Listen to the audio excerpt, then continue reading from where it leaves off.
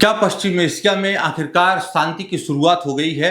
क्या अमेरिका और ईरान के बीच महीनों से चल रहा तनाव खत्म होने वाला है? और क्या दुनिया की सबसे अहम तेल सप्लाई लाइन फिर से खुलने जा रही है?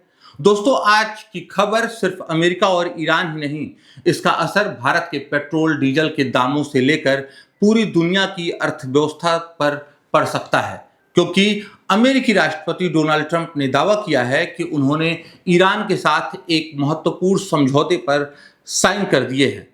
ट्रंप ने फ्रांस के वर्साय पैलेस में मीडिया से बात करते हुए कहा कि समझौते पर हस्ताक्षर हो चुके हैं और उन्होंने खुद इस पर साइन किया है। इससे पहले कई इंटरनेशनल मीडिया रिपोर्ट्स में कहा गया था कि अमेरिका और ईरान के बीच एक समझौता तैयार हो चुका है, जिसका मकसद पश्चिम एशिया में तनाव कम करना और युद्ध जैसी स्थिति को खत्म करना है।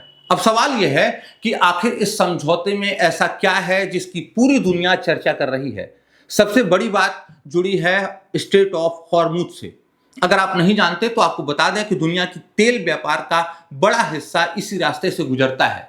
पिछले कई महीनों से तनाव और नाकाबंदी की वजह से यहां जहाजों की आवाजाही प्रभावित हुई थी। इसका असर इंटरनेशनल तेल कीमतों पर भी पड़ा था, लेकिन अब इस समझौते के तहत स्ट्रेट ऑफ हॉर्मुज को दोबारा खोलने की प्रक्रिया शुरू होगी।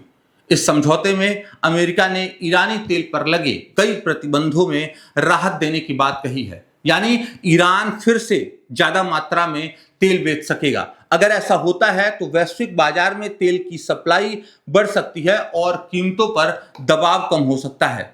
हालांकि यह सब इस बात पर निर्भर करेगा कि समझौते की शर्तों का पालन कितना होता है। अब बात उस हिस्से की जो सबसे ज्यादा विवाद में है।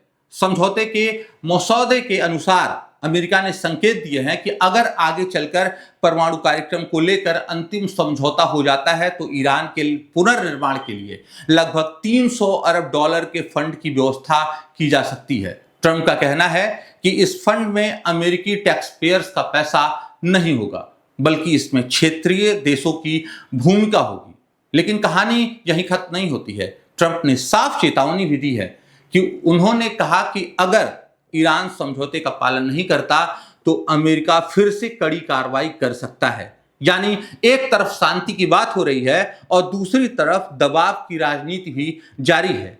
एक और दिलचस्प बात सामने आई है। ट्रंप ने संकेत दिए हैं कि अमेरिका द्वारा वर्षों से फ्रीज की गई कुछ ईरानी संपत्तियों को भविष्य में रिलीज किया जा सकता है। लेकिन दोस्तों, यहां सबसे बड़ा सवाल यह है कि क्या यह वास्तव में शांति समझौता है या फिर सिर्फ एक शुरुआती फ्रेमवर्क है जिसके बाद असली बातचीत शुरू होगी। क्योंकि अभी परमाणु कार्यक्रम, क्षेत्रीय सुरक्षा और कई बड़े मुद्दों पर अंतिम फैसला आना बाकी है। कई विशेषज्ञ मानते हैं कि यह मंजिल नहीं बल्कि एक लंबी प्रक्रिया की शुरुआत है। अब देखना होगा कि आने वाले 60 दिनों की बातचीत क्या रंग लाती है। क्या अमेरिका और ईरान स्थायी समझौते तक पहुंच पाएंगे?